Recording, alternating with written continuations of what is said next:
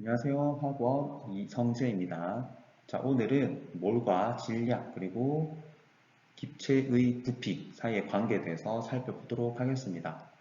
오늘 하는 것은 아주 작은 미시세계와 그리고 우리가 관찰할 수 있는 거시세계를 연결하는 중요한 방법입니다.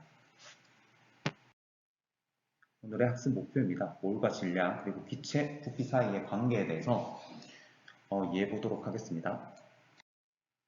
목차는 물질의 질량, 몰과 질량과의 관계, 그리고 몰과 기체의 부피와의 관계에 대해서 같이 보도록 합시다.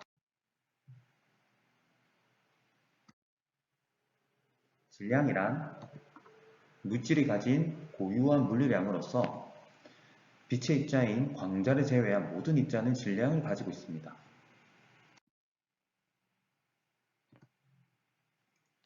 측정이라고 하는 것은 일정한 양을 기준으로 하여서 크기를 재는 행위입니다. 그래서 기계를 활용하기도 하고 장치를 활용하기도 하는데 이 측정이라고 하는 것은 과학 활동에서 아주 첫 번째 되는 활동이라고 할 수 있겠죠. 그래서 우리는 질량을 측정하고 부피를 측정하는 이 방법을 통해서 물질의 입자의 수, 즉 몰을 찾아내는 방법에 대해서 배우게 되겠습니다. 자, 질량 측정은 저울을 활용하게 되는데 굉장히 간단한 방법입니다. 저울에 물질을 올려놓으면 되겠죠. 그러면 그 물질의 질량을 측정할 수가 있는데 바로 이 간단한 질량 측정을 물질의 양, 즉 몰과 연결시켜 보도록 하겠습니다. 자, 전자저울 속 위에 질량수가 10인 탄소가 놓여져 있습니다.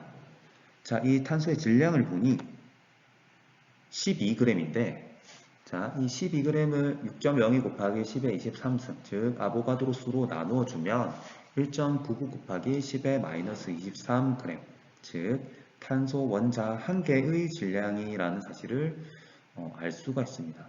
즉 이 말은 무엇이냐? 탄소 원자 6.02 곱하기 10의 23승계가 모여 있으면 12g이라는 뜻. 즉 다시 말해서 12g 속에 12g의 탄소 원자 속에 6.02 곱하기 10의 23승계의 입자가 존재한다. 원자가 존재한다는 사실을 파악을 할 수가 있습니다. 즉 탄소 원자 한 개 질량이 이만큼 된다는 뜻이 되겠죠. 자, 탄소 원자의 양, 즉 12g의 탄소 원자 속에는 1몰의 탄소가 있다 라고 하는 사실입니다. 우리는 이 원자량과 탄소 1몰의 질량을 연결시킬 수가 있는데 탄소 원자량 12에다가 그램, 우리가 많이 사용하는 그램 단위를 붙이면 이 12g 속에는 1몰의 탄소 원자가 존재한다 라는 사실을 알 수가 있습니다. 원자량이라고 하는 것이 탄소를 기준으로 해서 만들어진 상대적인 질량이라고 했죠. 그렇기 때문에 탄소 말고 다른 원자, 다른 분자들에도 이와 같은 방식이 똑같이 적용이 됩니다. 자, 1몰의 질량을 한번 살펴보겠습니다. 자, 어떤 물질 1몰의 질량은 화학식량 뒤에 g을 붙인 단위입니다. 자, 어떤 물질의 화학식량 뒤에 g을 붙인 질량만큼에는 그 물질을 이루고 있는 입자가 아보가드로 수, 즉 6.02 곱하기 10의 23승계 존재합니다. 자, 아까 부제에서 보았던 것처럼 물질의 질량 측정이라고 하는 굉장히 쉬운 그리고 우리가 관찰 가능한 거시세계에서의 방법이 물질에 포함된 입자의 수, 즉 미시세계, 우리가 관찰하기 쉽지 않은 이 미시세계의 입자 수로 연결이 된다는 사실입니다.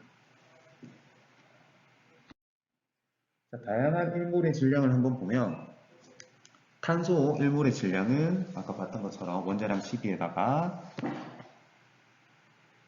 g을 붙여서 12g입니다. 즉 탄소 원자 1몰은 12g입니다. 자, 이는 12g per 몰, 즉 1몰의 질량은 12g이다 라는 식으로 쓸 수가 있고 이산화탄소 1몰의 질량도 똑같은 방법으로 활용 가능합니다. 자, 이산화탄소는 분자량이 44인데 g을 붙여서 바로 44g이 되고 이산화탄소 1몰의 질량은 44g per 몰 1몰의 질량 이런 식으로 우리가 표현할 수가 있습니다. 질량과 몰의 관계를 보았고 이번에는 부피, 기체의 부피와 몰의 관계를 보도록 하겠습니다. 부피라고 하는 것은 공간에서 한 물체가 차지하는 양을 말합니다. 기체의 부피는 아주 간단하게 측정할 수가 있습니다. 기체 부피는 기체의 질량을 측정하는 방법보다도 훨씬 더 쉽게 측정할 수가 있겠죠.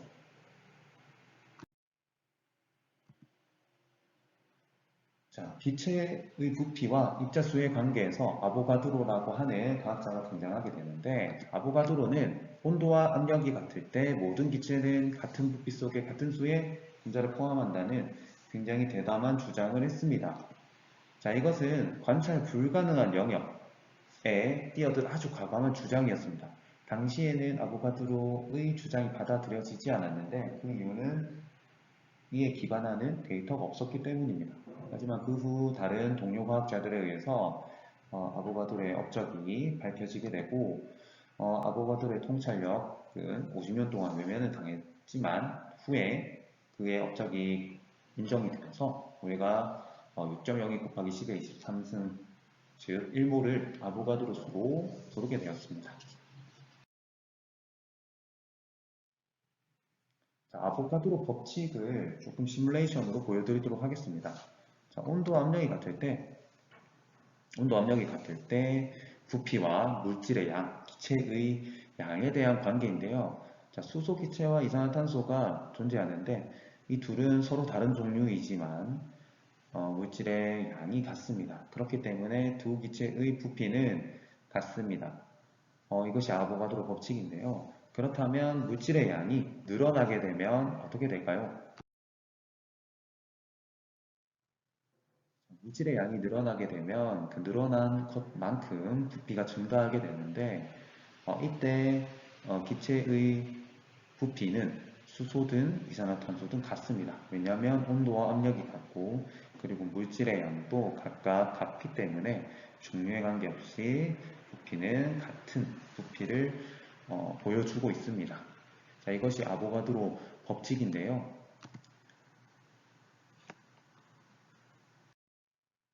자, 우리가 기억해야 될 중요한 사실은 자, 모든 기체는 0도씨 1기압에서 1몰의 부피가 22.4리터라고 하는 사실입니다. 수소든 산소든 이산화탄소든 종류에 관계없이 0도씨 1기압에서는 1몰의 기체는 22.4리터입니다. 그래서 22.4리터 per 몰이라고 하는 단위로 우리가 사용을 할 수가 있습니다.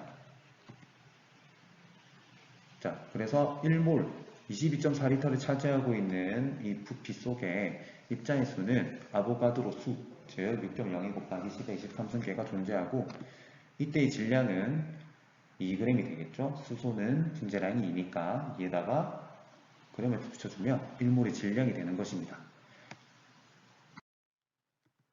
자, 이렇듯 우리는 어떤 온도와 압력, 0도씨 1기압이라고 하는 온도와 압력에서 기체의 부피를 알게 된다면 그 물질의 양을 알 수가 있습니다. 자, 0도씨 1기압에서 11.2리터이기 때문에 1몰 부피의 절반이죠. 그렇다면 물질의 양은 0.5가 될 것이고 질량은 1몰 질량의 절반인 16이 되겠죠. 자, 우리는 아주 간단한 측정, 질량 측정, 부피 측정을 통해서 물질의 양, 즉 입자수를 알 수 있게 되었습니다.